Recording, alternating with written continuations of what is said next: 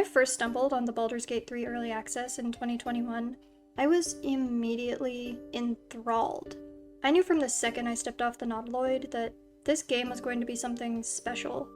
And so, like any well-balanced person, I made it my entire personality for the next, 2 years. I logged over 400 hours into the Early Access. I spent an embarrassing amount of money on a new gaming rig just so I could play it on its highest settings, and I screamed at the top of my lungs to anyone who would listen about this industry-altering experience. I even streamed it on New Year's Eve, because I had nothing better to do.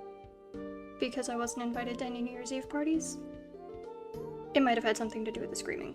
I adored everything about this game. The turn-based combat system, the choice-heavy dialogue, Gale's divorced dad goatee, and the under-construction sex scenes. But what I was most taken with were our companions. Those who aren't familiar with the Baldur's Gate 3 Early Access might not know that our merry band of idiot misfits was a lot more hostile in their infancy. Shadowheart was abrasively rude and distrustful. Gale was even more of a snobbish know-it-all, and Astarion kind of oozed that, sex-charged charm, but without any of the underlying puppy dog-eyed energy. Essentially everyone got a personality overhaul before launch, but inarguably the most robust change came from Wyll. He's quite literally a different person, with a different voice, a different actor, a different story, an entirely different personality.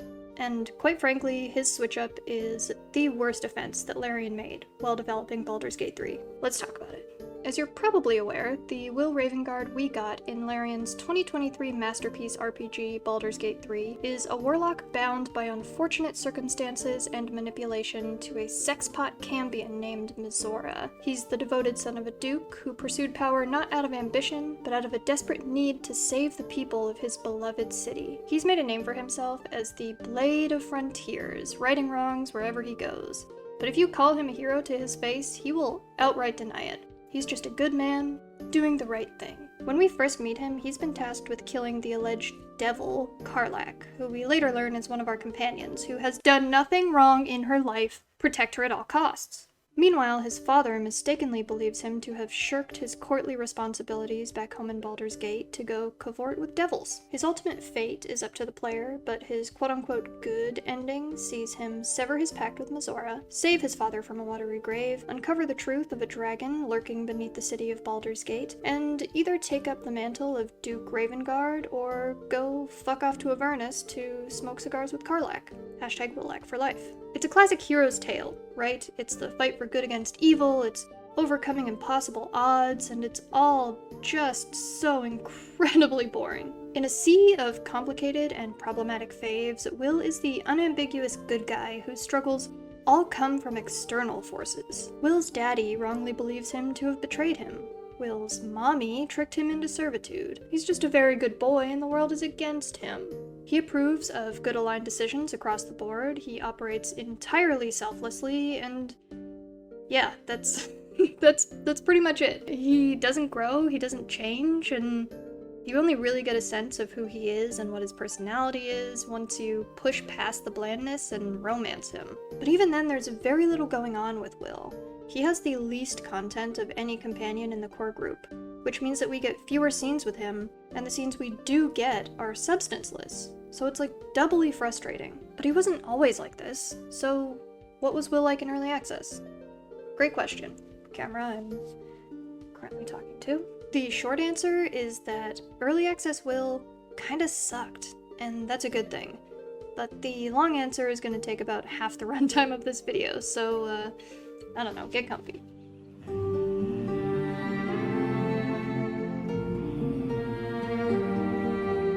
In the earliest of Early Access builds, Wyll didn't have his little, Provoke the blade and suffer its sting. Smash Bros. Reveal trailer? He shows up to the fight at the Druid's Grove, but we don't actually get to meet him until we go inside and we find him training up the tiefling children to die in agony on the battlefield. Wyll's Early Access introductory cutscene is a little bit different from the full release one in a few key ways. Umi still defeatedly tells Wyll that he isn't able to sword fight, but rather than getting down on his knee to rally the boy's spirits like he does in the full release, early access Wyll pivots to talking about himself, and the camera cuts to a wide with Wyll's arms outstretched like he's a pro wrestler trying to amp up the crowd. When the Illithid tadpole connects the player's mind to his, we see Mizora's face rather than Karlach's, and when the connection cuts out, early access Wyll's gut reaction is to center his own physical discomfort, and then warn the player against pushing too far into someone else's thoughts. This is an immediate and stark difference, right? Wyll's interactions with Umi and our psychic connection are a big part of our first impressions of him in the early access and in the full release of the game, but they tell two completely different stories. While the full release version of Wyll comes off as unambiguously kind, gentle, and almost fatherly, the early access version of Wyll is more like an older brother who's just as likely to pull you in for a hug as he is to put you in a headlock. Side note, but I'm going to keep differentiating between Wyll's pre-launch and post-launch characterization by calling him full release Wyll and early access Wyll, which I'm just now realizing kind of makes it sound like we get into his pants early or something, and that's not the case. He's just as chaste in early access as he is in the full release, but okay, let's proceed. Easy access Wyll still reacts generally favorably to any good deeds that the player wants to perform. He wants to be seen as the legend that the folk hero on his character sheet makes him out to be. But chatting with him at camp, or adventuring out in the world with him, reveals that there's something off about early access Wyll. He is all too eager to discuss the exploits of the famed Blade of Frontiers, but he often misspeaks. He mispronounces words, he misuses idioms, and he tries to make up witty catchphrases in the moment and just falls flat on his face every time. He tells little white lies, he tries to flirt with the companions in a way that's just all unbefitting of a person of his renown. It all kind of comes together to give the player a sense that there's something else going on here.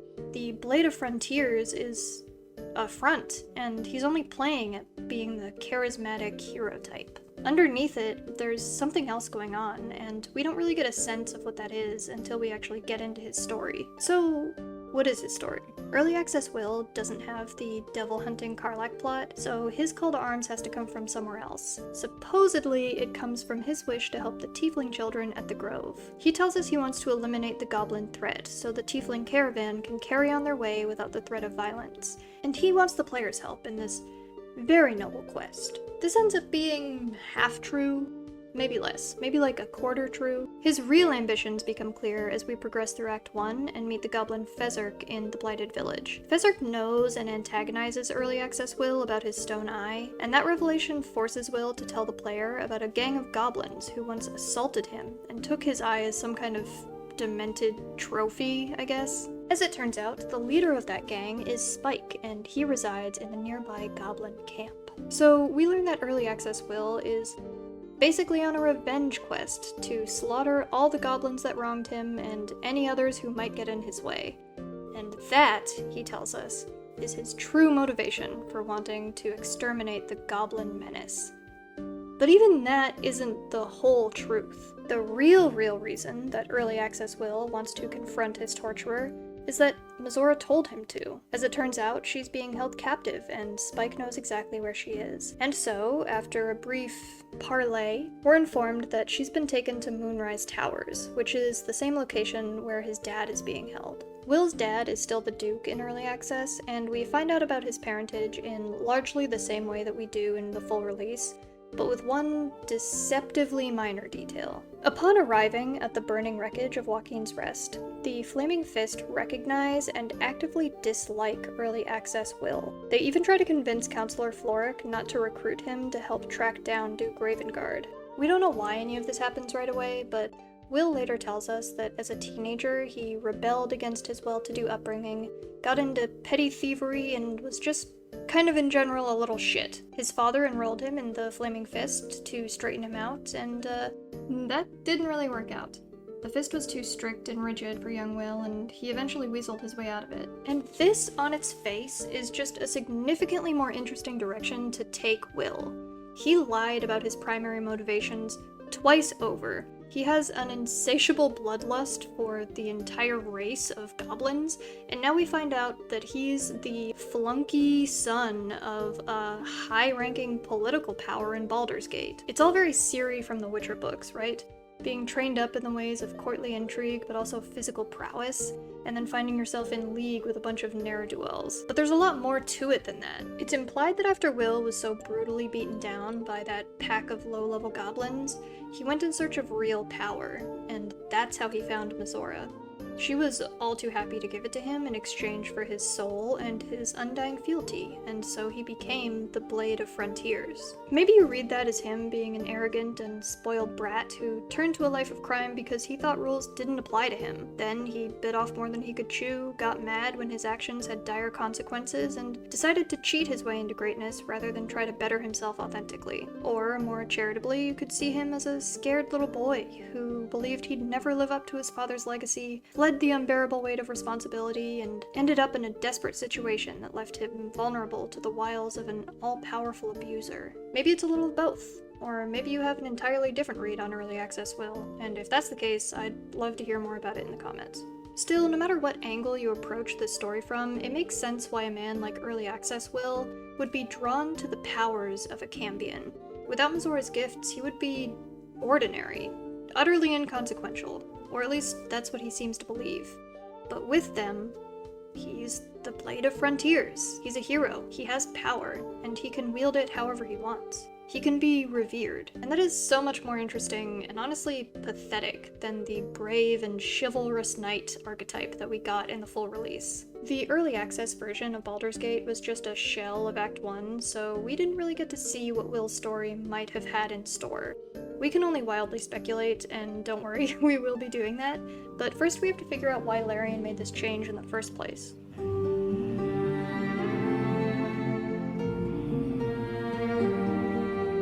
Like I said up top, basically every companion's personality got tweaked between the early access version of the game and the full release. The developers were actively working on the game and listening to player feedback the whole time, so plenty of changes were made between the initial October 2020 early access and the game's official launch in August of 2023. Many of these changes were positive. For instance, early access players didn't have a key ring, and so we were just schlepping around individual keys in our inventory for like 2 years, and no, they didn't get destroyed when you use them. We had to do that ourselves. And the early access community is the reason for a lot of these changes, which is also positive, for the most part. I mean, it was early player feedback that dialed down Shadowheart's edge and turned her into a sort of sarcastic softie, which I personally see as a net negative, and it was early player feedback that ultimately turned Wyll into what he is today. I get the sense that a lot of people are kind of put off by characters who aren't immediately enamored with the player or who stir up conflict in the story. I mean, just look at the discourse around Bae'zel and Astarion as evidence for that assertion. I kill Astarion every time has become a meme in the fandom, and huge numbers of people relegate Bae'zel to camp jail because they're just tired of her yelling at them and telling them what to do all the time. Can't relate. I love my frog wife. With early access Wyll, the general consensus seemed to be that he was boring and pretentious. His voice actor, Lanre Malaolu, wasn't up to par. Is that how you say his name? Hang on, I gotta Google something. Lanre Malaolu. His voice actor, Lanre Malaolu, wasn't up to par, and his goblin-hating subplot just kind of forced you into story beats that you wouldn't have otherwise chosen for yourself. And, everyone's allowed to have their own opinions, but I disagree. Still, the dissent was widespread enough that Larian felt it necessary to undergo an entire rewrite of his character, and by osmosis, Karlach's character, since the two are so entwined in Act 1. In the final panel from Hell before release, the developers broke the news about Wyll. Wyll! We didn't talk about Wyll. No. Tell me about Wyll. We've redone Wyll. Pretty much every line of dialogue's been rewritten. We changed his story a lot. We realized with Wyll that he had this incredibly compelling story. We weren't telling it as well as we could have done. So we did it again, because that's what we do. It's not clear at exactly what stage of development this was done. Obviously, Larian was pushing new early access builds right up until release, but they controlled what they showed us, so there's no way to pinpoint exactly when they decided to make this huge pivot with Wyll. But we know that Theo Solomon, Wyll's eventual voice and mocap actor, was only cast in December of 2022, around 9 months before the game came out in full. To put that into perspective, most of the rest of the cast had been working on the game for 3.5 years. This was a massive undertaking, and redoing an entire character to the same standard as Bae'zel, Shadowheart, Gale, or Astarion in less than a year, that was literally an impossible task, which is why many of Wyll's cutscenes look unfinished and a lot of his plot points feel like they come out of nowhere, and why there's just straight up less for him to do. As far as why the voice actor was changed, we don't really know whether Lanre Malaolu was ousted because of his perceived poor performance, or if he just didn't fit the character anymore after he was rewritten, or if he just couldn't commit to 9 months of heavy lifting to redo an entire character. But whatever the reason, Theo Solomon took up the blade. Now, I have no problem with Solomon's take on Wyll. I think that he has a real deep warmth and hopefulness in his voice that makes him feel like a real, living, breathing character. But when I think of Wyll Ravengard, I think of Malaolu, and I realize I'm biased because I'm doing this video, but I think it's justified. His voice is so youthful and sharp, and you can hear in his intonation that he's capable of turning on a dime and throwing a temper tantrum whenever something doesn't go his way. It fit his original characterization perfectly, and it reminded players that he's only 24 when we first meet him. Wyll in the full release sounds very self-assured, wise beyond his years, and more generically heroic. That's not really Solomon's fault, that's just the character he was given, but I'd argue that Malaolu's vigor might have brought some interest back to the character if given the chance. Imagine what a pointed, indignant, and younger Wyll might have sounded like delivering lines like these. Zariel's asset was none other than Mazora herself. Of course.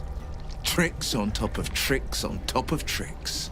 There's such a missed opportunity here for hoity incredulity and angst, and instead we get like flat annoyance and an underlying persistence to take the moral high road like every Prince Charming that's ever been. It's just dull. But I've only got 6 months before I'm made a free man. Thanks be to the Triad. No, scratch that. Thanks be to you. For the most part, Baldur's Gate characters are interesting because of their flaws. Shadowheart's story of detangling from religion, learning to trust herself and her friends, and becoming her own person after years of committing herself to darkness and cruelty is excellent. Astarion learning that becoming an abuser doesn't undo the abuse done to you is deeply emotional. Gale is there. Hello. I'm Gale. Okay, that's not fair. Gale's exploration of power and how it corrupts is a great direction to take the knowledge-hungry wizard trope. And Bae'zel honestly deserves her own video. I love her so much. If tadpole purification is a fairy tale, then I have not sinned against Vlaakith. She has sinned against me. The only character that does the good guy thing and does it well is Karlach. She provides the morally good true north the party needs while still dealing with a deep anger and grief over her lost youth and mistreatment. She's complicated and interesting in a way that good guy Wyll just isn't, and that's such a shame because it didn't need to be this way. I'll be honest, I love that Karlach and Wyll's origins are tied into one another in the full release of the game. The way they've done it serves both of their characters really well. Wyll truly believes that he's been ordered to slay a monster, a devil that's responsible for ending countless innocent lives. And when we meet her, and she's a hot, muscled-up tiefling lady with golden retriever energy, 10 out of 10. No notes. But that doesn't mean I prefer the full release over the early access story. I don't like to choose. In fact, I refuse to choose. We can have both. If you'll indulge me for a minute, and let's be honest, if you've made it this far into the video, then you've probably resigned yourself to your fate at this point, but allow me to present how I would save Wyll Ravengard.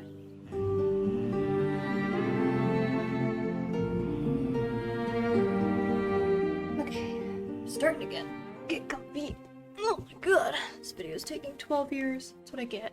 That's what I get for writing 6,500 words on a niche topic that nobody cares about except me. Let's say that my reimagined version of Wyll is in fact an upper-class kid who rebelled against his father for A mix of reasons we already talked about. Being a bratty teenager out for himself, but also feeling the intense pressure of living up to his father's image. And so he turns to a life of petty crime, flunking out of the Flaming Fist and going off on his own. While roving around and causing trouble, Reimagined Wyll gets his ass absolutely handed to him by a pack of goblins who take things way too far by schlorping out the old eyeball. He's beaten, he's humbled, he's embarrassed, and he's never experienced hardship like this. He didn't want to be a criminal.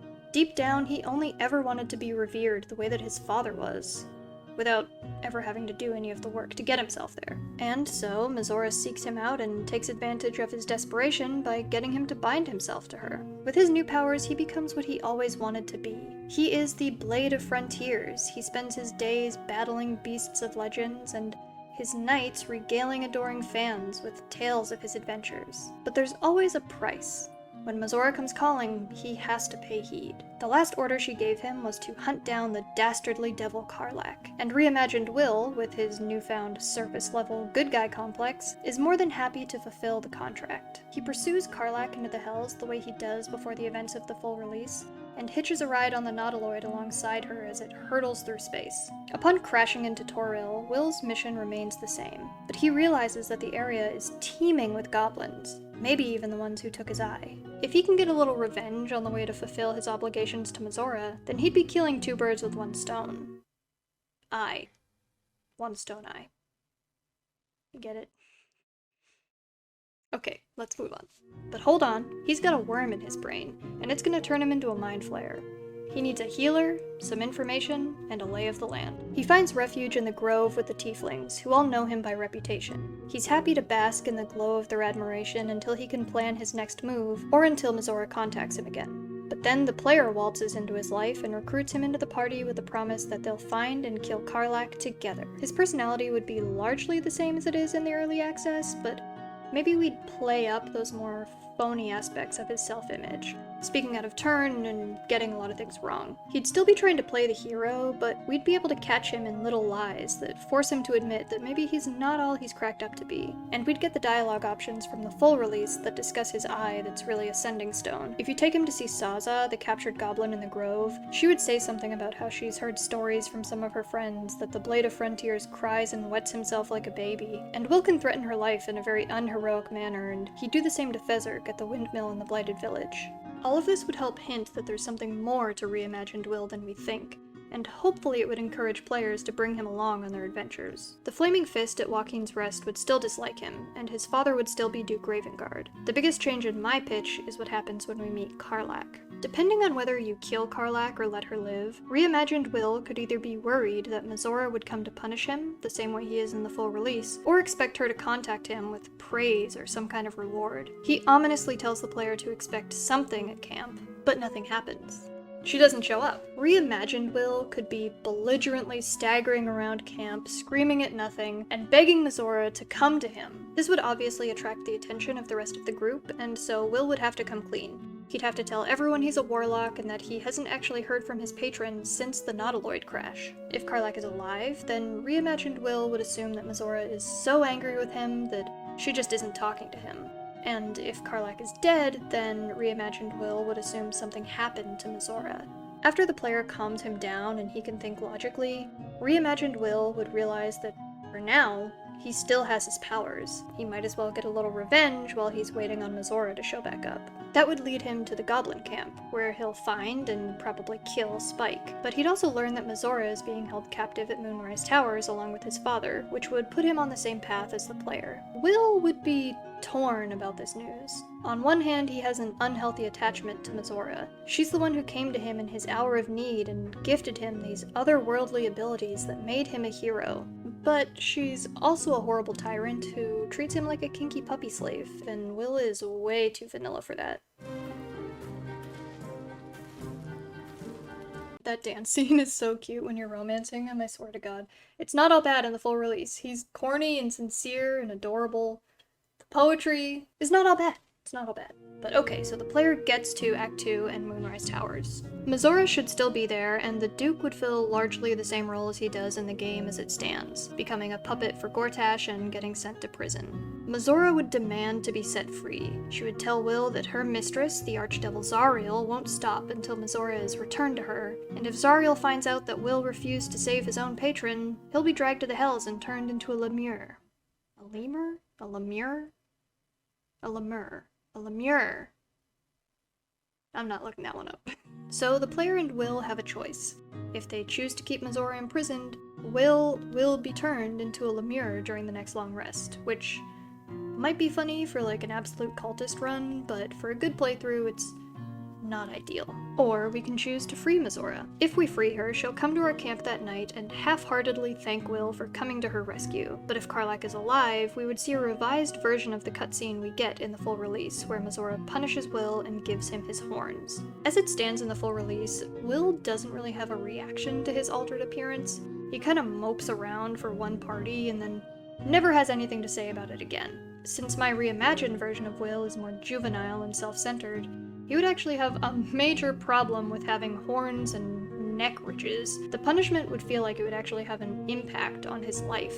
It would spur the same conversations with the player as it does in-game, where we can either encourage Wyll to think about breaking his pact with Mizora, or tell him to repair his bond with her as best he can, since we'll need her strength for what's to come. And all the while, we'd be leading by example through our roleplay, by either teaching Wyll that being selfless and kind is its own reward without the attached power and glory, or that power is the only thing that matters in the end. Essentially, we'd be nurturing either that scared little boy or the arrogant thief side of his personality. And as we unlocked certain levels of approval, or hit certain quest markers, we'd be privy to more intimate conversations with him that tell us more about the abusive and complicated nature of his pact with Mizora, his innate need to be liked, and his fear that he'd never amount to anything.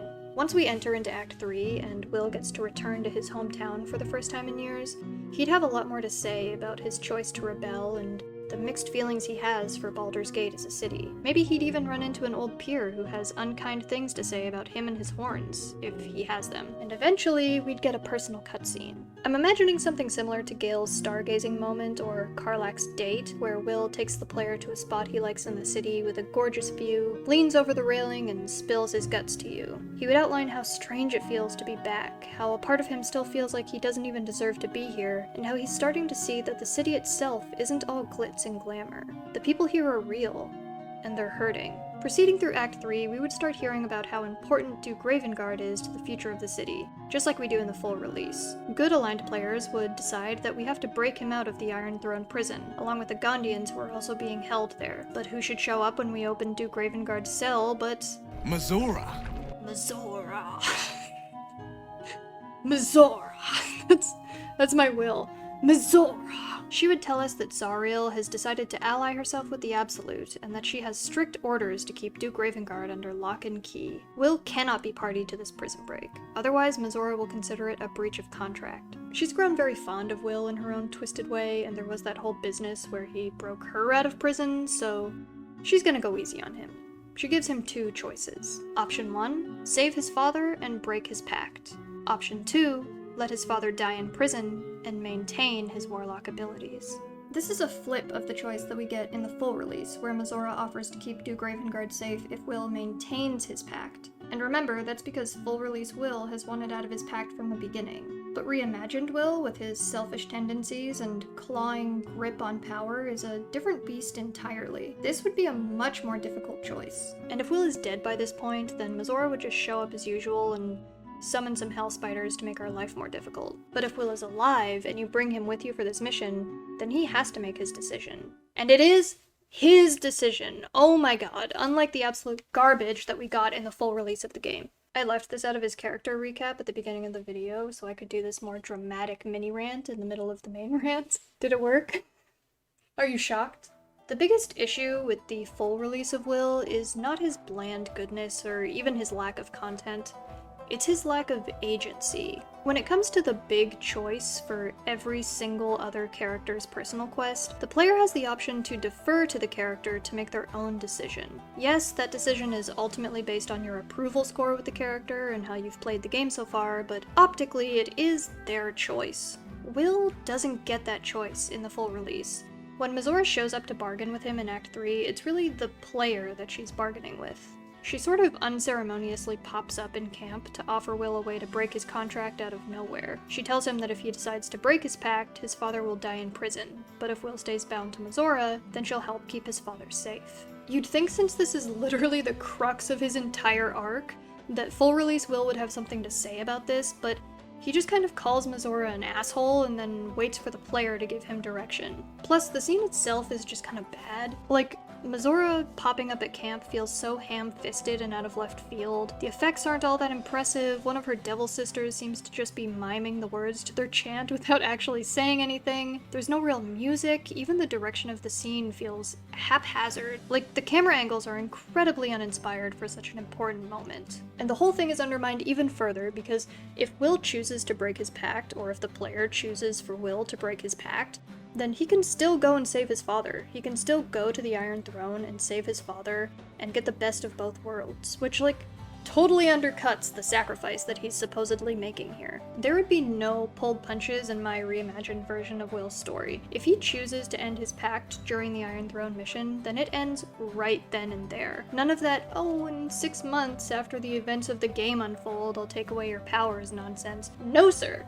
We're doing this the real way. Wyll would make an impassioned speech about the people of Baldur's Gate, the city he loves, and how he learned that he never needed Mizora in the first place. He only needed the strength of himself and his people to be the Blade of Frontiers. Not dissimilar in tone to the way Lae'zel tells off Flakith, but with a focus on how he's matured over the course of his journey. And after a, like, magical girl transformation scene, he'd fully respec into an Oath of the Crown or Oath of Devotion Paladin, and the player would have to navigate an entirely new skill bar for the duration of that mission. That's a big reason why I think the pact-breaking moment should be set in the Iron Throne. It's one of the most high-pressure situations in the entire game, so adding a character's story moment into the mix, I think that would really evoke the magic and chaos of a real D&D campaign, and it would feel appropriately weighty when compared to the other companion story quests.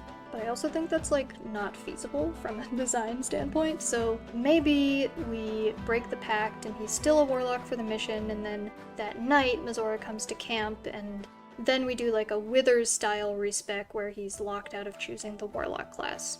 I can compromise. The final piece of the puzzle would be discovering the identity of the Emperor and the dragon Ansor under the city. I think this whole plot thread could stay the same as it is in the full release, but then we need an additional conversation with Wyll after. In case you don't remember, in the full release of the game, we learn that the Emperor who's been deceitfully guiding us from the beginning is actually Baldurin, the man who founded the city of Baldur's Gate. This guy is Wyll's hero, even more so than his father. He's been built up as a flawless and legendary figure, so learning that he was actually a tentacled monster who eventually betrayed and murdered his dragon companion should shake Wyll's worldview to its core. We don't get that in the full release, but my reimagined version of Wyll would kind of regress back to that more petulant attitude upon learning such critical information. He'd have to be talked down from a sense of hopelessness, because after all, warlock or no, Wyll is still clinging to the idea that someday he could be a flawless and legendary hero. And here he is learning that the great Baldurin was just a fraud.